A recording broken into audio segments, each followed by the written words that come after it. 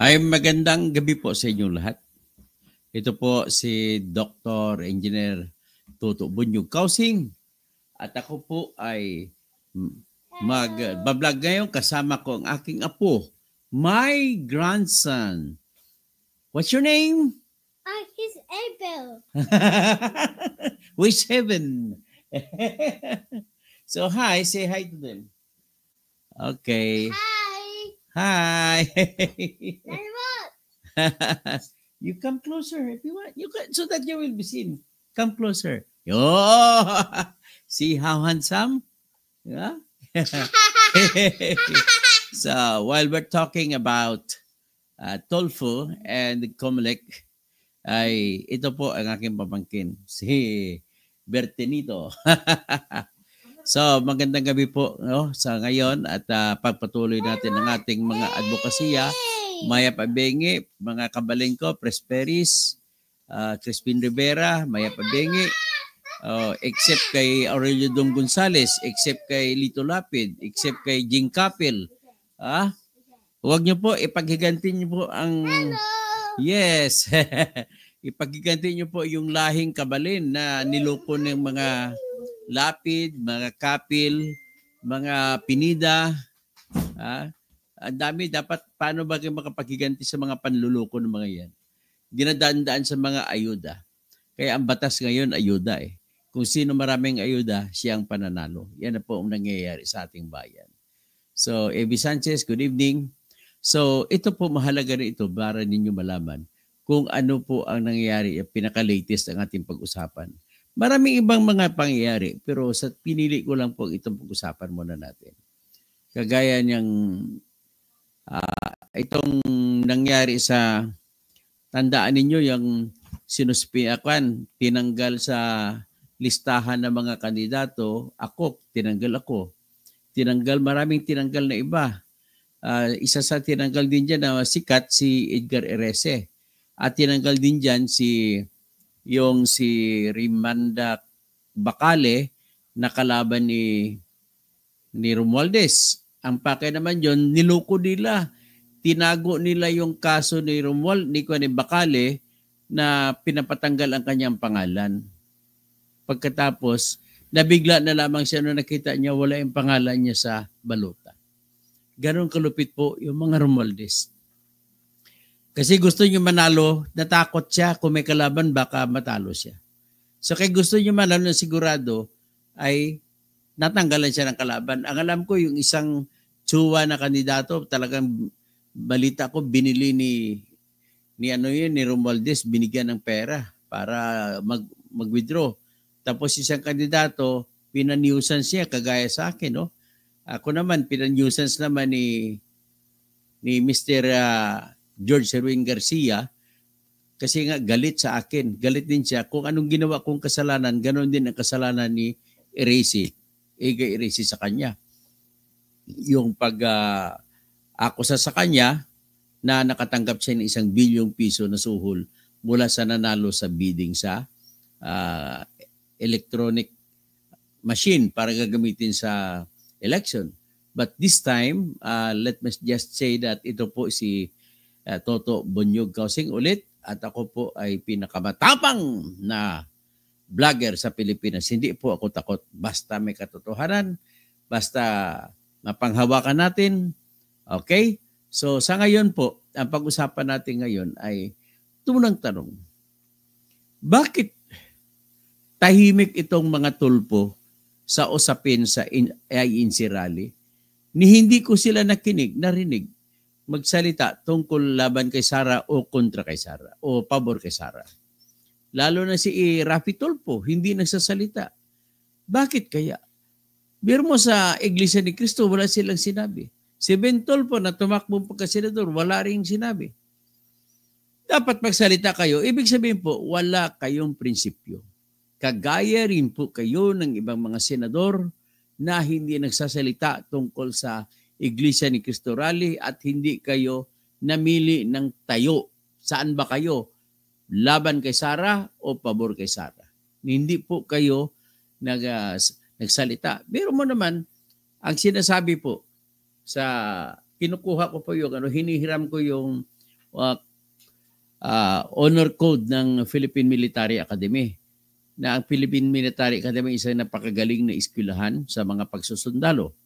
At yan ang eskwelahan na inamin ni Montolpo na kumuha sa ng exam sa PMA, hindi siya nakapasa. So, ibig sabihin, mas matalino pa si Senator Bato sa iyo.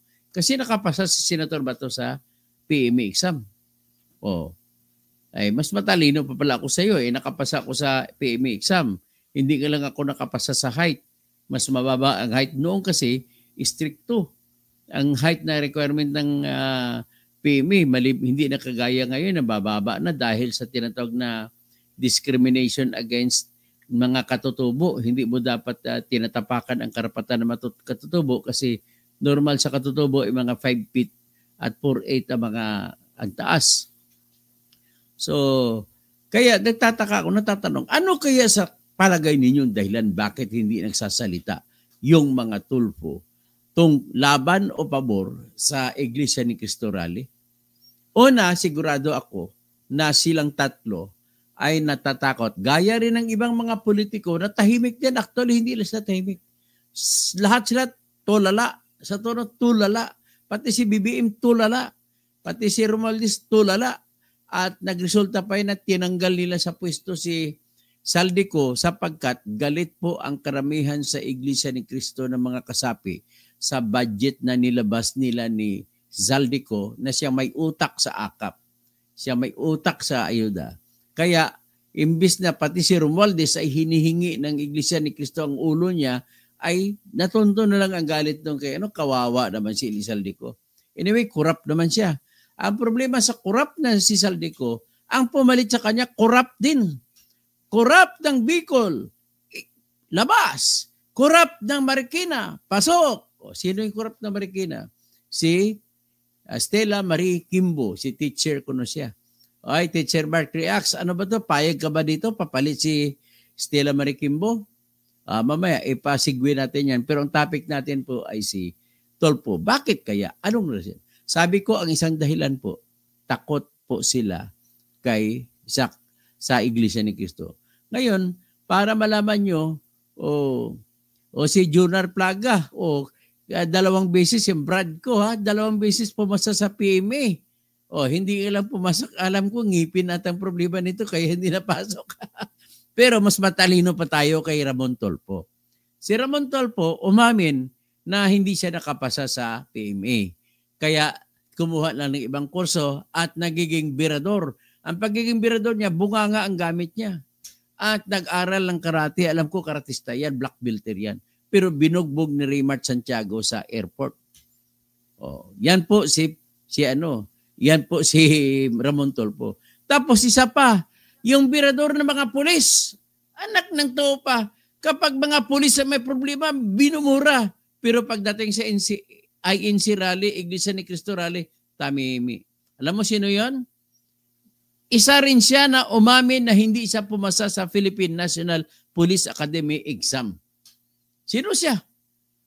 Si Rapi Tulfo. Akalain mo kung tatapakan, kumumurahin mga pulis sa kanyang programa, akala mo wala nang pagkatao mga pulis. Ganun siya. Tapos kaya pala, alam ko na kung bakit galit na galit siya sa mga pulis, kasi gusto niya makiganti at hindi siya nakapasa, bumagsak siya sa Philippine National Police Academy exam. Inamin nilang dalawa ito sa programa nila noong October 19, 2019 na in-interview sila ni Sharon Cuneta. Baka na naman kasi mga sinungaling kayo, baka sabihin niyo hindi niyo sinabi. At least dinownload ko na ngayon, Brad Jonar, ang video na sinabi nila. Wala na sila ngayon maitatanggi sa akin. Bakit kayo tamimi at tahimik kayo pagdating sa rally ng Iglesia ni Cristo? Dahil ba, ulitin ko lang, takot kayo sa boto ng Iglesia ni Cristo?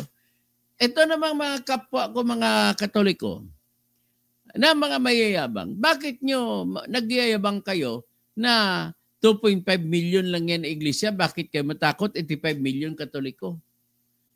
Ladies and gentlemen, mga kapwa ko Katoliko, ito naman sasabi ko po. Marami nga tayo, hindi naman tayo buo. Diyan mo nakikita ang halimbawa at katibayan na kahit maliit, basta nag-iisa ay matapang, matibay, at mahirap talunin. Yan ang katibayan ng tinatawag lagi natin na narinig natin paulit-ulit since time immemorial. Mula nung bata pa ako narinig ko na, hindi ko alam kung sino simula niyang salita niyan. At sinasabi, in union, there is strength. Believe po ako sa totoo lang. Believe ako sa Iglesia ni Cristo. In union, there is strength. Tayo mga Katoliko, 85 billion, anong ginagawa natin? Patawag yung mga pari noong nakaraan, mga December ba yon? Para naman magrarally sana. Ilan nang pumunta? Wala, kasi takot kayo lahat. At wala pong leadership at bawal, hindi po naglilid kasi ang Katoliko na simbahan. May ilan-ilan lang. Ladies and gentlemen, gone are the days during the time of Jaime Cardinal Sin. Isang Ilonggo na taga bayan ng Washington sa Aklan, si Jaime Cardinal Sin. Isang Ilonggo ang nagsimula ng pagbabago sa Pilipinas. Isang Ilonggo ang nananawagan na tulungan si Enrile at si Ramos sa krami kasi lulusubin sila ng mga sundalo ni Marcos. Isang Ilonggo ang nananawagan sa mga tao na tulungan si Gringo Hunasan at kanyang mga kasama sa tinatawag na RAM, Reform the Armed Forces Movement. At yun ng panawagan na yun ay nag-udyok na nagtipon ang mga Pilipino sa EDSA, milyon-milyon.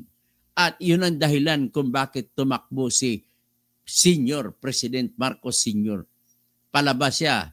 Ang joke pa nga dyan, nang pinasakay na siya ni President Ronald Reagan ng Amerika sa aeroplano, ang piloto Amerikano, yung Air Force One at ang ginamit. Sabi niya, namin ni Marcos sa piloto na Amerikano, son, bring me to Poway.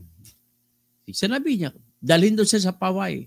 Yung problema, Amerikano, hindi niya alam kung saan yung Poway. So, maybe the American pilot was thinking that maybe it was just because of bad pronunciation, because it is known that the Filipinos are not good in pronouncing English. Kaya sabi ng piloto, kaya dinala siya, nag-drive siya doon, papunta sa Hawaii. So, yan nangyari. Yan po, katotohanan po, nagbibiro lang ako, pero yan ang totoo. So, ito, kino-compare ko ang galaw. Sabi nyo, maliit. Yes, maliit in numbers. Kahit na maliit in numbers, marami pa akong kamag-anak, tita ko, kapatid ng nanay ko, Iglesia ni Cristo. Mga pinsang buo ko, mga Iglesia ni Cristo. Pero, kahit gano'n man sila kaliit, matibay. Ang iyan ang sinasabi po na, in union, there is strength. It doesn't speak of quantity, but it speaks of quality. Hindi po binibilang dyan ang bilang, kundi ang binibilang dyan ang bigat. Ang bigat ng tayo. Kaya naalala ba niya, panood niyo ba yung pelikula na title 300?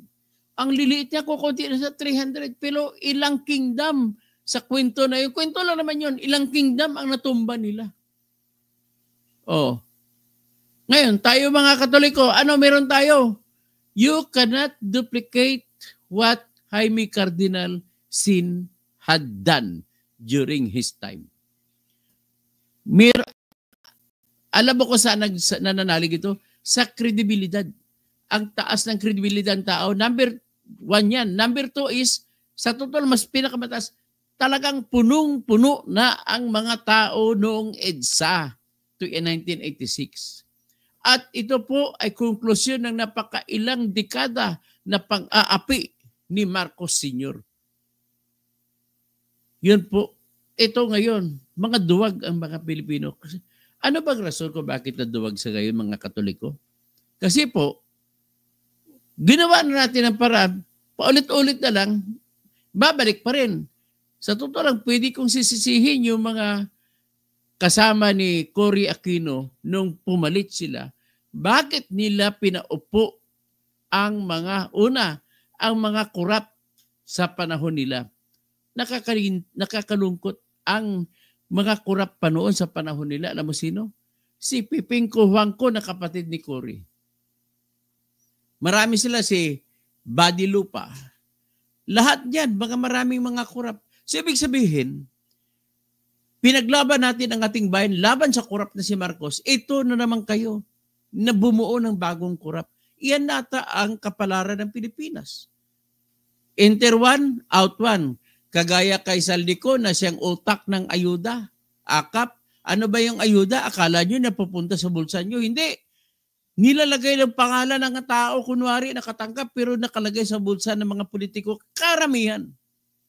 So, enter one, out, linabas ang isang kurap, pinasok ang isang kurap na si Stella Marie Kimbo na tumatakbo ngayon na mayura ng Marikina. Kasuhan ba ako ng libilo, Mr. Miss Stella Marie Kimbo? Kung gusto mo, ipapakita ko pa yung mga ebidensya kung bakit ka nagiging Stella Marie Kimbo. Ayan, ipakita ko na lang. Ito, mas matindi pa si Tulfo dito, pero ipakita ko ito. Mas bilyonaryo na po ngayon si Erwin Tulfo. Sinasabi ko lang sa inyo. Tumingin ako kanina sa programa niya sa Punto Asintado. Aba, namimigay ng pera. Kinunwari niya na galing daw sa kubra niya sa Facebook at saka sa YouTube. O yan, si Stella Marie Kimbo. Siya ang pumalit kay Saldico. Kita mo, mga damit niya, mga bag, Chanel, ano pa yan, terno. Pakwas, sumuot siya ng Gobard din ang bag. Sumuot siya ng Christian Dior din ang bag. Hermes, sumuot din siya ng Hermes. Ngayon, itong Christian Dior, ikwento ko lang ano itong Christian Dior. Ang Christian Dior kasi na bag, yan po ang naging dahilan kung bakit natatanggal na ngayon sa pwesto ang president ng South Korea na si President Yoon. So ano ba meron sa Christian Dior? Ang meron po sa Christian Dior ay yung asawa ni President Yoon ay nakatanggap ng Christian Dior na bag bilang suhol mula sa isang pastor na Koreano pero half American. Binigyan siya ng Christian Dior na bag. Kasing liit niyan. Niyang hawak ni Stella Marie Kimbo. Kapalit sa kung anong hinihingi. Ang problema nito, ang nagbigay po ay may secret camera at na-record niya sa video ang pagtanggap ng Christian Dior na pag. At dahil sa hindi binigay yung hinihingi na pabor, ang nangyari ay nag-viral, pinost sa YouTube, nag-viral yung Christian Dior na bag. Ito si Stella Marie Kimbo, bagong chairman ng Appropriations Committee na iniwanan na kung saan ay tinanggal si Saldico. Si Saldico po ay napakakurap na tao yan. Ang kwento po sa buhay ni Saldico, pero kinikwento ko lang yan, mas kurap pa dyan si Erwin Tulfo.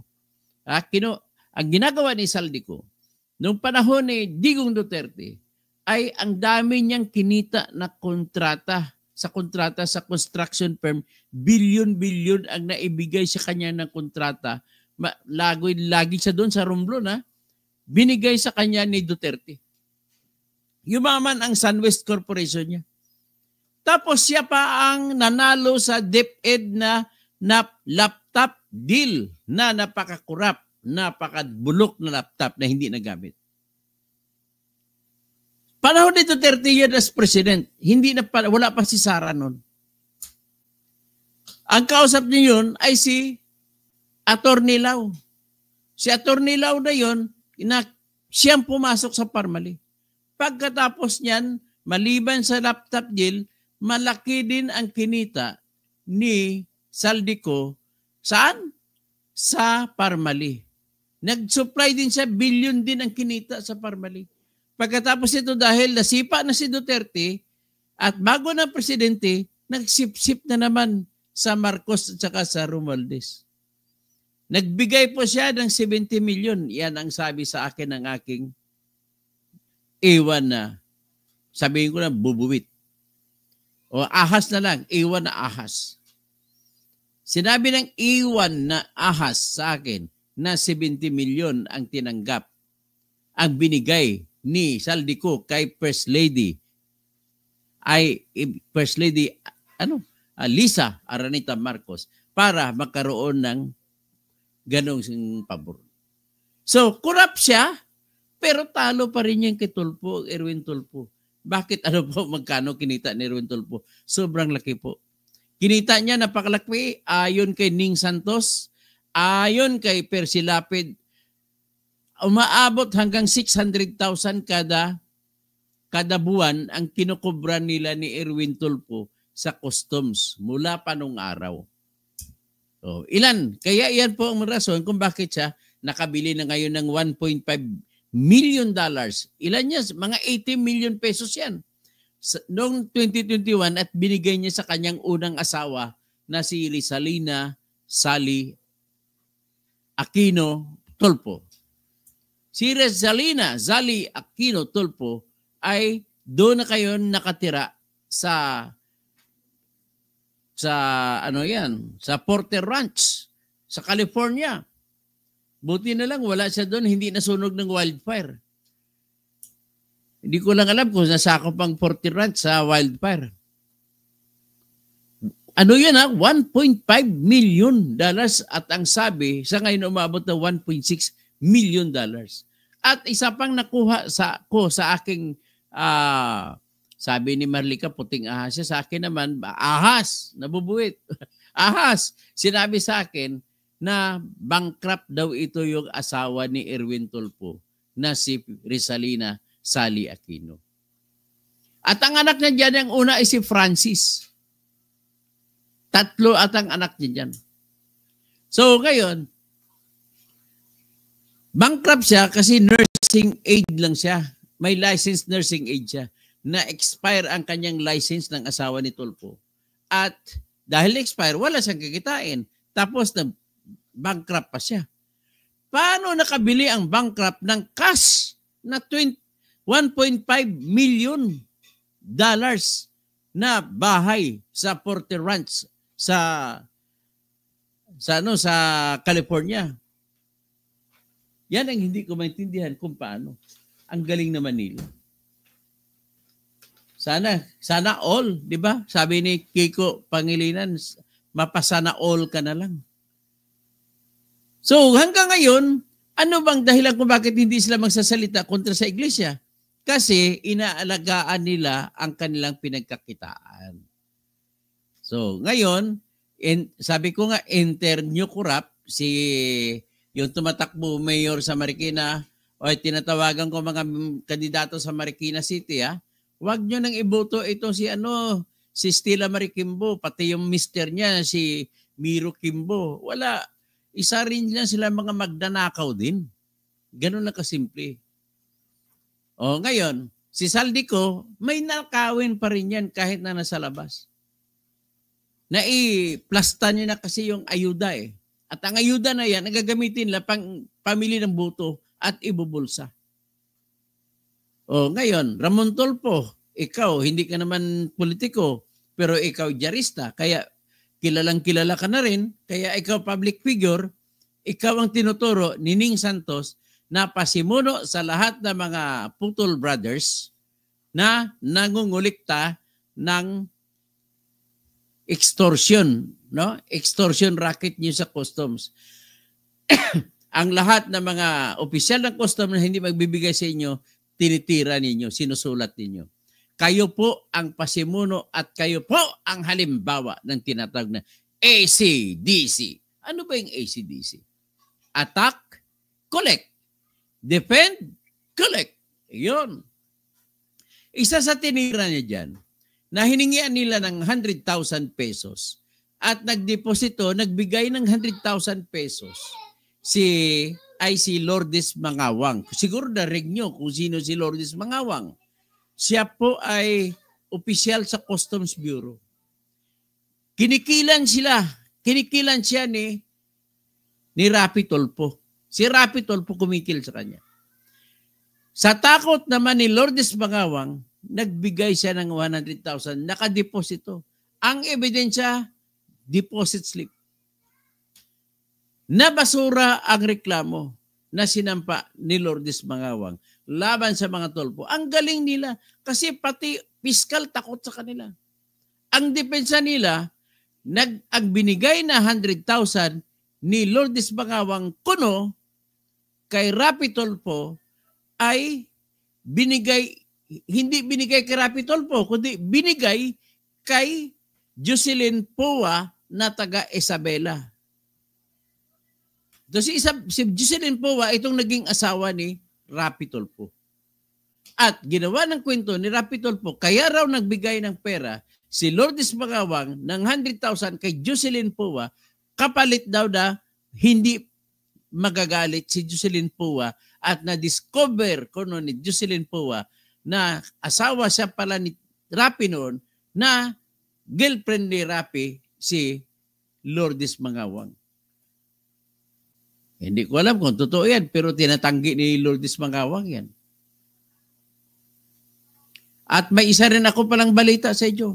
Ito, hindi ko naman confirm ito, pero yung nagbigay sa akin ng balita ay mapagkatiwalaan din.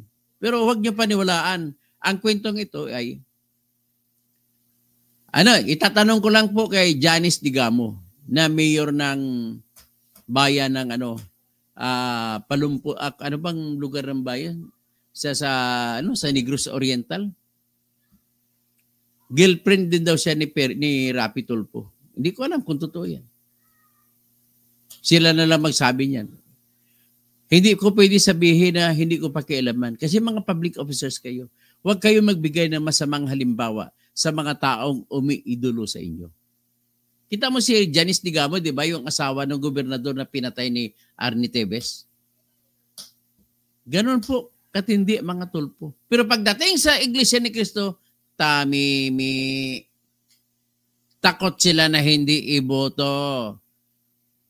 Tayo mga Katoliko ba sa ngayon? Ang dami-dami ng mga Katoliko ngayon. Ang dami-dami, 85 million ang dami. Anong gagawin mo sa dami na puro naman bumutante? Ay, di ba?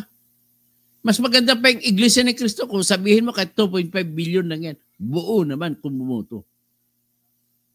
At kung mag-decision mag-rally, buo. Kahit sabihin mo, marami doon na Iglesia ni Cristo hindi nakadalo. Ang isa sa Iglesia ni Cristo na member na alam ko na hindi nakadalo ay si General Nick Torre, na kababayan ko sa Coronadal. Kababata. Kabalibas bata siya sa akin. Dahil na-ospital naman. Andun sa ospital. So, yan po ang ating sitwasyon sa Pilipinas. Binabasketball lamang ang Pilipino ng mga politiko.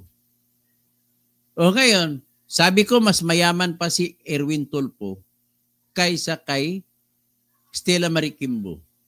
Kaysa kay Sunwest Corporation Chairman, a President na si Elizalde Co. Bakit? Sa panahon kasi sabi ni Percy Lapid at ni Ning Santos, ay kumukulikta sila 600,000 a month mula sa mga tiwaling opisyal ng Bureau of Customs. Kaya nga kinasuhan siya ni Attorney Carlos Dingso na opisyal sa Intelligence Bureau ng Bureau of Customs kasi tinitira na si Attorney Carlos Dingso dahil ayaw magbigay ng pera ni Attorney Carlos Dingso. At yung kaso na yun ni Atty. Dingso ng taga-Pangasinan ay nanalo ang libel cases niya at nagresulta ito sa pagsentensya kay Erwin Tulfo ng 4 na libel. Sentensyado siya noong 2008. Ang rason ng pagsentensya, nung inimbestigan, nung pumersenta na ng sarili niya sa korte si Erwin Tulfo, tinanong siya ng judge, kanino mo nakuha ang mga informasyon na si Atty. Dingso ay corrupt, extortionist, lahat-lahat na sinasabi. Ano mo nangyari? Sinasabi niya ininvoke niya the right to not to disclose the source under Republic Act 23 or the SOTO law. Pero katotohanan niyan ay hindi niya napatunayan sa korte na naggumawa siya ng tinatawag na cross-checking. Chinik mo ba kung ang informasyon binigay sa'yo ay totoo o hindi? Di ba? Pagdating naman kay Rapi Tulfo, the same thing, tinira niya rin si Attorney Carlos Dingso, pero absuelto si Rapi Tulfo. Bakit? Ang mali naman doon kay Attorney Dingso. Nang nagsampa si Attorney Dingso ng kaso sa Pasay City Regional Trial Court, nakalimutan ni Attorney Dingso patunayan na hindi totoo yung mga kinwento ni Rapi Tulfo laban sa kanya. Kaya nabsulto si Rapi Tulfo. Pero hindi nakalusot si Rapi Tulfo sa libel case na sinampa sa kanya ni Michael Guy, kung saan inakusahan niya sa kanyang panunulat na itong taong ito ay kasama sa sindikato ng one-stop tinatawag na tax credit scam sa Department of Finance dati. So iyan po ang dahilan kung bakit yumaman mga yan. Siyempre, tanungin mo, saan ba nanggaling ang kayamanan nyo? At ngayon, ang tanong ni Ted Filon na napanood ko, ang lalaki ng mga billboard, hindi tarpaulin na, billboard. Alam nyo ba yung gasto sa billboard? Ipakabit mo lang yan 15 days, babayad ka 200,000. Nakikita nyo sa kalsada, billboard. At guilty din yan si Bong Revilla. Guilty din yan si Ben Abalos. Marami iba, si Bong Revilla, tsaka si Lito Lapid naman, maraming pinapakabit na napakarami na puno niya na bumabaha ng poster doon sa probinsya ng Iloilo. Yan ang report sa akin. Wala pa kang kampanya. No? Saan ba nanggaling ang pera ninyo na pinangkakampanya ninyo? Don't tell me na may paliwanag ninyo yan. Don't tell me na nanggaling sa inyong mga sponsors. Ladies and gentlemen, kahit totoo pa na nanggaling sa sponsors yan, kaya nag-sponsor yan kasi tingin nila mananalo kayo at kung mananalo na kayo, magbibigay kayo ng kontrata sa kanila. So ano ngayon ang pangyari? Bakit hindi ka nakapagsalita sa rally ng Iglesia ni Cristo? Pabor ka ba sa impeachment ni Sara o kontra? Bagay, nagsalita si Erwin, hindi daw siya mag-impeach kay Sara. Si Rapi Tulfo, saan siya? Bagay, sinasabi niya, hindi kagaya kay Robin Padilla na iboboto niya pabor kay Sara. Si Rapi Tulfo ay hindi nagsalita. So ngayon, ang sagot ko lang dyan kung bakit sila tahimik, no comment, takot sila sa boto ng iglesia. Hindi siya takot sa boto ng Katoliko. Ganun na kasimple. Kasi wala naman totoong Catholic votes eh. Dami-dami nating Katoliko pero wala tayong unity. O ngayon, tingnan natin itong Comelec. Napahiya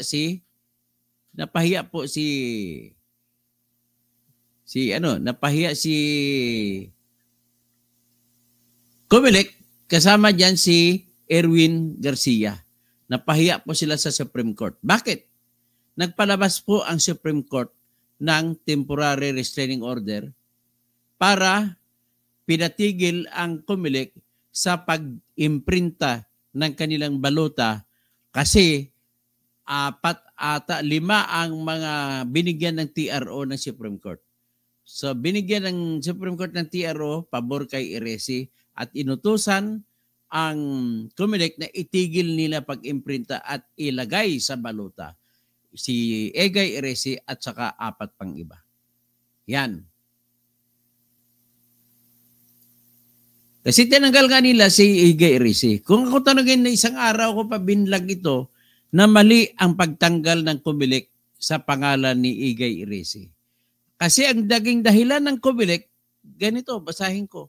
Sa kanyang pag-aligasyon sa media na siya ay nakakuha ng ebidensya na nakatanggap ng suhol ang Comelec at saka si Erwin Garcia, 1 bilyong piso mula sa Miro.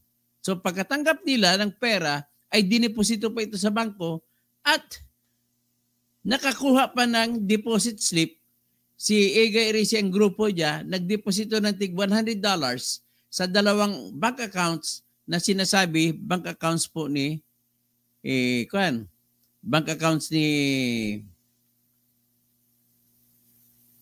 sino to? Bank accounts ni Erwin Garcia.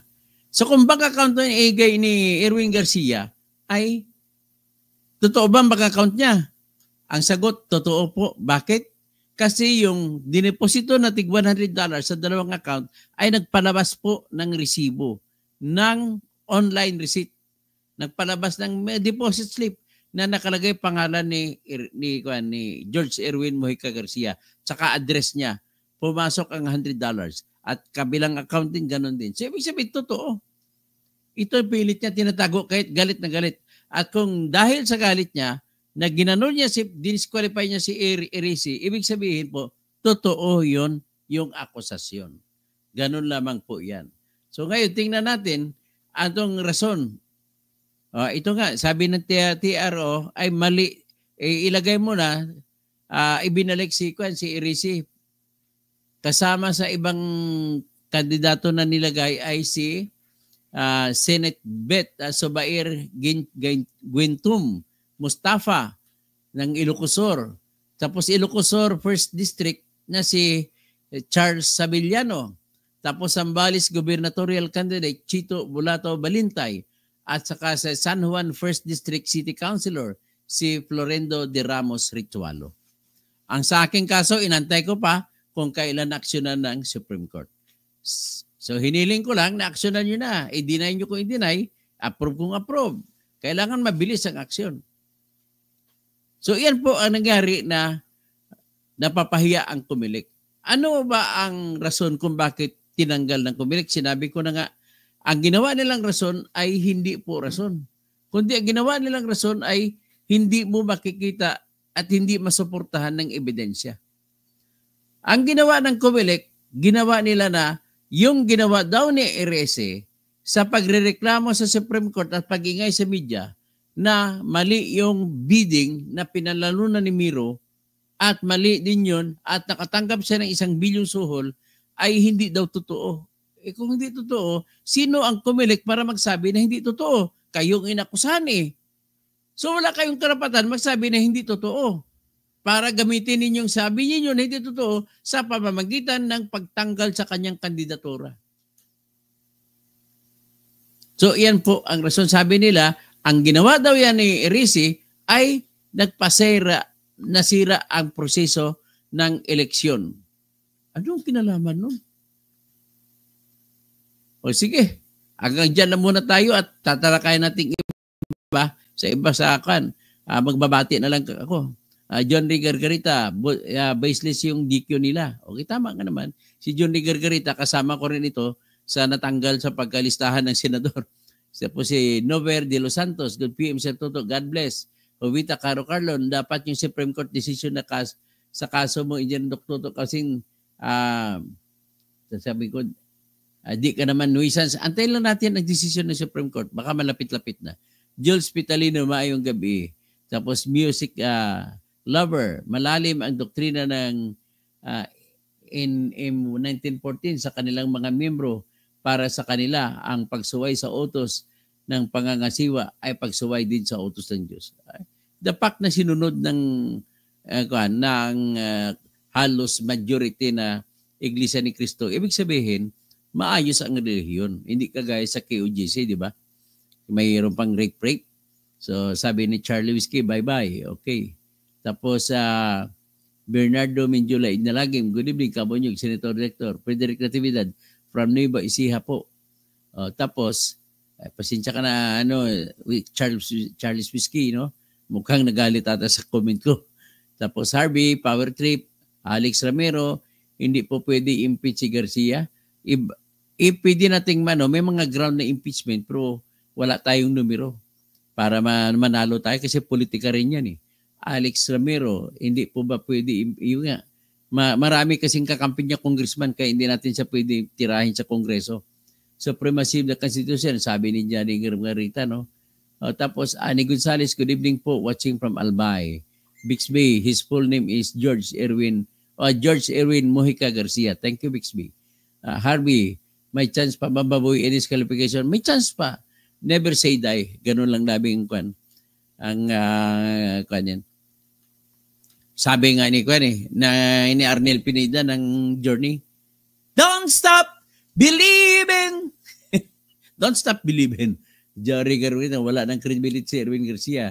Polo Carpio, hindi ako nakasama sa latest TRO na release. Winifredo de los Reyes, George Erwin Garcia, hindi pa Erwin. George, di Erwin din siya. George Erwin Garcia. Ayan ang buong pangalan niya. George Erwin Mujica Garcia. Tapos Seven Samurai, Marcos Crime Family versus Duterte Drug Cartel. Wala tayong patunguhan, mas kampon ng demonyo tsaka kampon ng kadiliman. Nako, sabi pa ni Atty. Libayan. Ray Amor, ay totoo kasing tirahin mo si Erwin Tulos-Tulpo. Vicente Estadon Loyola, sana pasama ka na sa maimprinta uli ng Komunikta.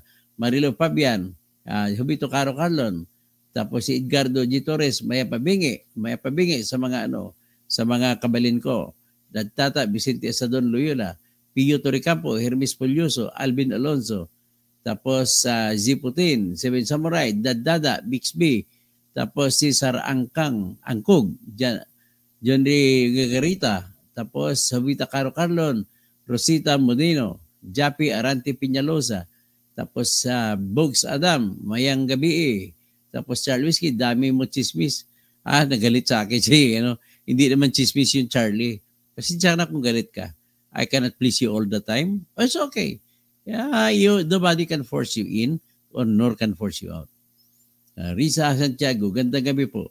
Si Putin, at saka Mirna Bernardo si Inocencio, hakot yan na, alam mo naman, Mina, I want to educate you. Sino bang rally na walang hakot? Kahit hakot ng mga opposition, sino ba may pera para tumakbo galing pa sila probinsya? Siyempre sa kanilang simbahan yun, na gastos. Kaya kahit anong rally mo, meron talagang masakyan ka. Alangan maglalakad ka galing probinsya. Kahit sabi mo hakot, wala namang sasakay. Di ba? Kung ayaw mo, hindi ka naman pinapasakay. Ibig sabihin, kung may sakyan siya ginamit, natural lang yan at gagamitin nila galing sila probinsya. Pupunta na Maynila. Tolits na Nakon.